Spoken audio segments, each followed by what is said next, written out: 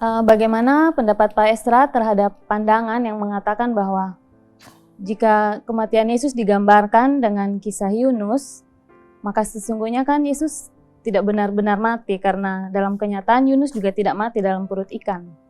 Yunus tidak mati ya, malah masih berdoa ya. Dulu waktu saya sekolah minggu ada teka-teki. Kubur berjalan, mayat berdoa. Apa itu? Yunus.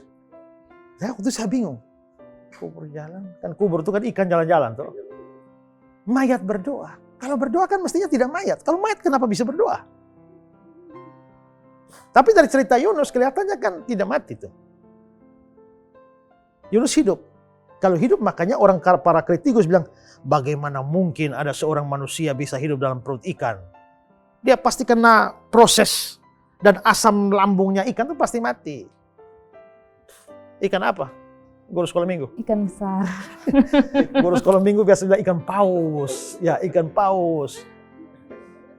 Tapi Alkitab tidak bilang ikan paus. Tapi seandainya ikan paus, itu bisa dijelaskan. Karena paus itu mungkin satu-satunya ikan yang bernapas bukan dengan insang, tapi dengan paru-paru. Dan biasa paus itu untuk mengambil oksigen, dia loncat dulu, dia tarik oksigen, lalu dia tampung untuk bisa dipakai selama beberapa waktu menyelam.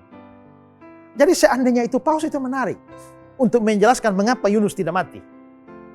Karena mungkin paus itu punya tampungan oksigen yang cukup banyak. Nah, waktu Yunus di dalam, Yunus bisa pakai oksigennya. Ya. Tapi ada keberatan itu paus. Paus itu badannya besar, tapi tenggorokannya kecil. Hanya badannya saja besar. Jadi untuk menelan seorang manusia dewasa tidak memungkinkan. Lagi pula di Laut Tengah tempat Yunus itu bukan komunitas paus. Lah terus kalau begitu ikan apa yang menelan Yunus? Mungkin ikan hiu. Karena di Laut Tengah itu komunitas ikan hiu. Tapi ada satu jenis hiu yang namanya hiu sperm. Hiu sperm itu memang tenggorokannya besar sekali. Tenggorokannya besar sekali. Dan cukup untuk menelan manusia dewasa. Pernah ada hiu sperm yang ditangkap. Mati, terdampar. Lalu waktu mereka bedah isinya ada sapi di dalam. Ya. Beberapa pelaut memberi kesaksian bahwa pada waktu kapal mereka di Laut Tengah itu nyaris tenggelam, mereka kapal bawa binatang. Terpaksa mereka membuang beberapa kuda supaya beban ringan kapal selamat. Waktu buang beberapa kuda tuh beberapa hiu langsung menelan kuda utuh-utuh. Jadi kelihatannya tenggorokannya cukup besar. Makanya kalau sapi kuda saja bisa ditelan. Kalau sekedar Yunus, apalagi kalau Yunus langsing. Ya. Kalau Yunus langsing itu lebih aman lagi gitu ya. Lalu bagaimana bisa, kalau hiu bagaimana bisa hidup? Ini kan mujizat. Kalau memang kita percaya ada Allah yang Maha Kuasa, apa susahnya? Ya, apa susahnya? Tapi kalau Yunus tidak mati, bagaimana itu disejajarkan dengan Yesus? Padahal Yesus mati. Saya tahu ada serangan begitu dari orang agama lain juga. Tapi menurut saya begini, serangan itu bodoh. Karena apa? Orang tidak mengerti apa yang disebut sebagai analogi atau ilustrasi. Yang namanya analogi atau ilustrasi, dua hal yang diperbandingkan tidak selamanya harus sama seluruh detail. Biasanya hanya menekankan satu aspek. Kalau ada anak di sini, saya ajar. Ya. BA, BA. BI, B. Gabung. Tidak tahu. Ulang. BA, BA. BI. BA tambah B. Tidak tahu juga. Aduh, ulang. Dengar baik-baik. BA, BA. BI, B. Gabung? Tidak tahu. Dasar kerbau kau. Pada waktu saya bilang dasar kerbau, apakah saya bermaksud dia ada ekor?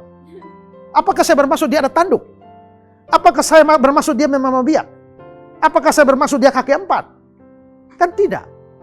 Waktu saya bilang dasar kerbau, waktu saya ngomong ini kerbau, saya hanya mau membandingkan aspek tertentu dari kerbau dengan dia. Bukan semua aspek dari kerbau harus masuk ke dia.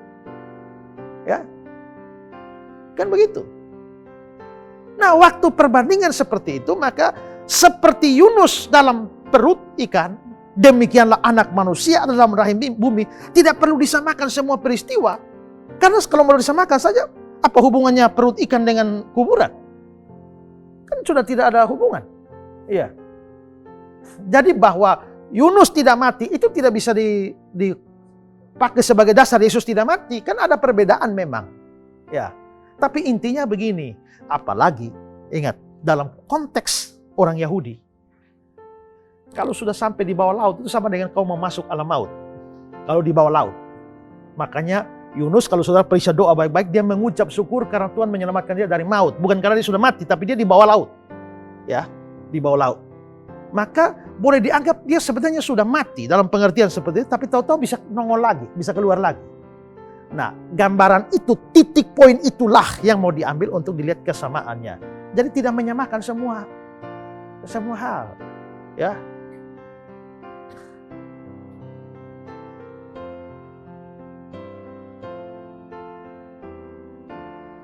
Sama ya? Apanya yang sama? Sama-sama baju sama-sama tambun. Ya kan? Tapi tidak sama-sama dosen teologi, tidak sama-sama pendeta, tidak sama-sama ini, tidak sama-sama itu. Banyak tidak samanya. Tapi pada waktu yang samanya, iya sama. Berarti hanya aspek tertentu yang dianggap sama.